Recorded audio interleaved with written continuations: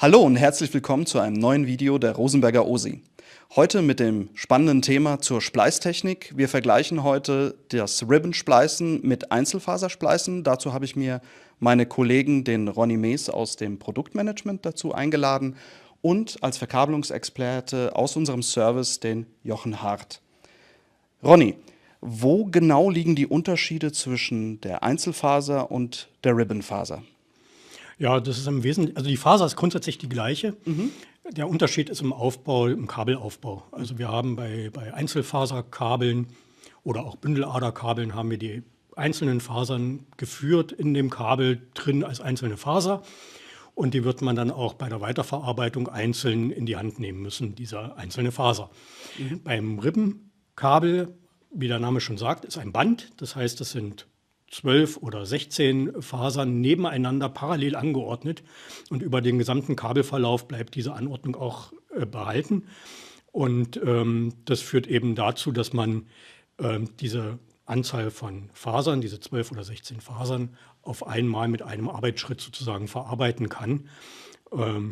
Also so wie man es auch braucht bei hochbedrahtigen Verbindungen, reden wir ja auch von paralleloptischer Übertragung und das ist sozusagen in diesem Kabel auch physikalisch so abgebildet. Verstehe. Jochen, du bist unser Mann aus der Praxis. Du installierst Kabel in Rechenzentren und spleißt auch sehr oft. Wie sind deine Erfahrungen mit diesen zwei unterschiedlichen Aufbauten von Fasern? Ja, der Ribbon-Aufbau hat halt einfach den massiven Vorteil, man kann ganz viele Fasern in ganz kurzer Zeit verbinden. Man hat wesentlich kleinere Kabelkonstruktionen, heißt, wo ein Kabelweg eventuell schon relativ voll ist, kann man immer noch ein Ribbon-Kabel dazustellen.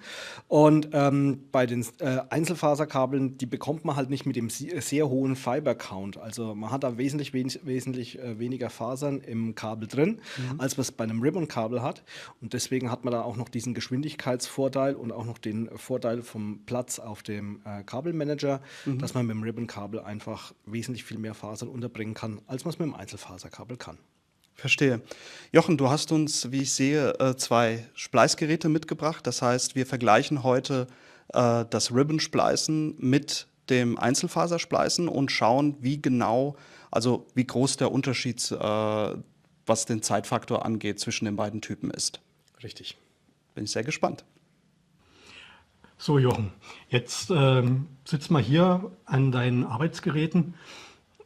Bevor wir zu den Geräten kommen, vielleicht können wir dann noch mal ganz kurz die verschiedenen Kabel zeigen, die wir jetzt hier haben. Also wir haben hier, wenn ich es richtig sehe, ein Bündeladerkabel, 8×12, das heißt, wir haben hier 8 Adernbündel, oder? Ganz richtig. Mit jeweils 12 einzelnen Fasern. Ich weiß gar nicht, ob man es in der Kamera gut sehen kann, aber die liegen wirklich einzeln hier vor. Und vielleicht kannst du gerade das Ribbon-Kabel zeigen. 12 Ribbons, 12 Fasern.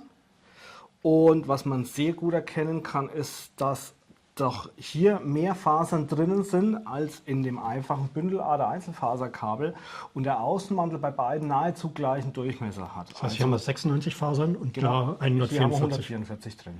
Okay, Richtig. sehr gut. Was hast du denn sonst noch hier so stehen auf deinem Tisch?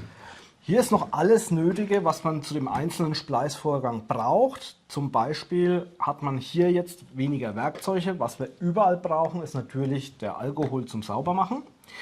Hier braucht man eine Zange zum Absetzen des Coatings der Einzelfasern, die wir jetzt hier zum Beispiel haben, damit wir hier das Acryl-Coating runternehmen. Demgegenüber haben wir für das Ribbon-Spleißgerät einen speziellen Thermal Stripper, der heizt quasi das Coating auf. Und dann zieht man das Coating damit ab, damit entfällt die Zange. Allerdings hat man auch einen Unterschied noch dabei, denn um das ganze Equipment zu verwenden, hat man spezielle Halter, die man in den Thermal Stripper, in das Trenngerät wie auch ins Spleißgerät einlegen muss.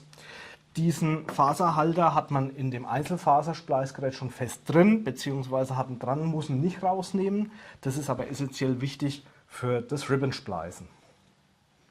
Okay. Das heißt, du hast diesen Thermal Stripper, weil hier ist ja noch so ein ähnliches Gerät. Was ist das denn?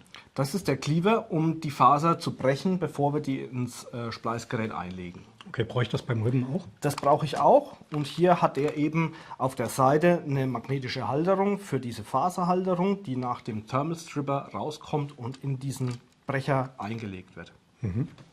Genau. Dann haben wir die beiden Spleißgeräte. Das sind diese größeren Kisten hier im Hintergrund. Die sehen ziemlich gleich aus. Wo sind denn da die Unterschiede eigentlich? Die größten Unterschiede sind hauptsächlich die Faserführung und die Faserhalterung. Bei dem Ribbon-Spleißgerät sind die Faserhalterungen eben entnehmbar. Man nimmt die raus, um den Prozess laufen zu lassen. Und in dem Einzelfaserspleißgerät sind die fest integriert. Da braucht man sie normalerweise nicht rausnehmen. Das ist der Hauptunterschied. Ansonsten sind beide aus derselben Serie und können auch im Großen und Ganzen das Gleiche, außer dass das eine halt eben Einzelfaser spleißt und das andere die Ribbons. Okay. Wie wäre denn jetzt so der Spleißvorgang? Was würdest du zuerst machen und wie sind dann die Arbeitsschritte, bis die Spleißverbindung wirklich fertig ist?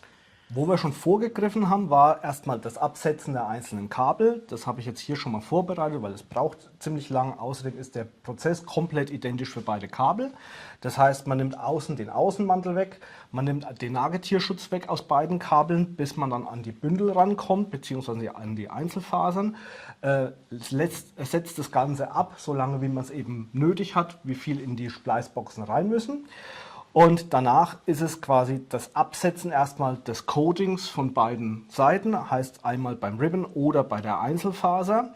Dann ist es das Reinigen, dann wird es eingelegt ins Trenngerät. Das trennt dann exakt auf 90 Grad Bruchwinkel und danach legt man es schon ein ins Spleißgerät und spleißt das Ganze.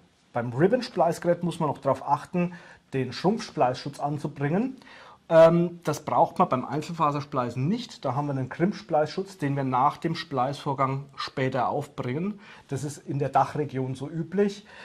Im Ausland wird da auch schon häufig ein Schrumpfspleißschutz eingesetzt. Der ist aber in Europa kaum üblich oder wird selten eingesetzt. Okay.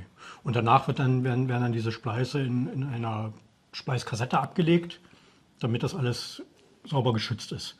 Ganz genau so ist es. Also wir haben ja Spleißkassetten quasi auch für beide Kabelvarianten, für beide Spleißvarianten im Angebot und sind somit auf der sicheren Seite. Ganz genau so ist es. Gut, dann freue ich mich gleich, dass du uns das zeigst, wie genau das geht. Ich freue mich auch.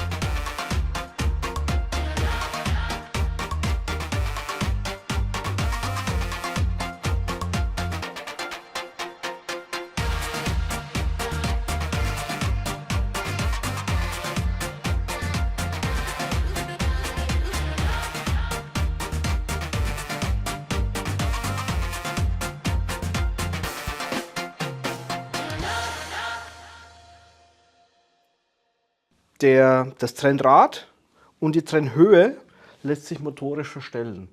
Stellt das Spleißgerät fest, dass Brüche schlecht werden, stellt sich automatisch das Trenngerät nach. Und beim Heizgerät bzw. beim Stripper ist es genauso. Bei dem kann man genauso die Heizprogramme etc. einstellen. Und deswegen sind die per Bluetooth verbunden.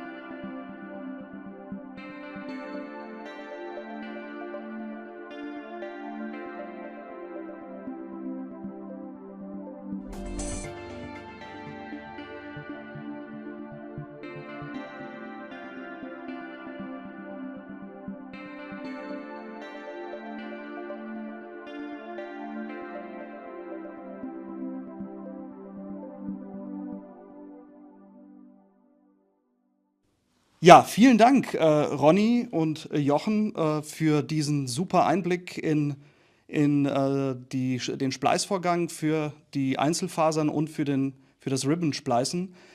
Ich persönlich habe viel gelernt. Man sieht es zwar immer wieder im Rechenzentrum, aber guckt dann vielleicht doch nicht so genau hin, wenn man dran vorbeiläuft. Aber es so im Detail sich mitzubekommen, wie gespleißt wird, fand ich super interessant. Vielen Dank dafür, dass du dir die Zeit genommen hast. Sehr gerne. Ronny, danke für deine Insights, die du uns zu den beiden Faservarianten gesagt hast. Gerne. Und an die Zuschauer, falls Sie Fragen zu den Produkten, die Sie im Video gesehen haben, haben sollten, wenden Sie sich gerne an uns. Wir beantworten gerne Ihre Fragen. Und ansonsten freue ich mich auf das nächste Video. Vielen Dank. Danke.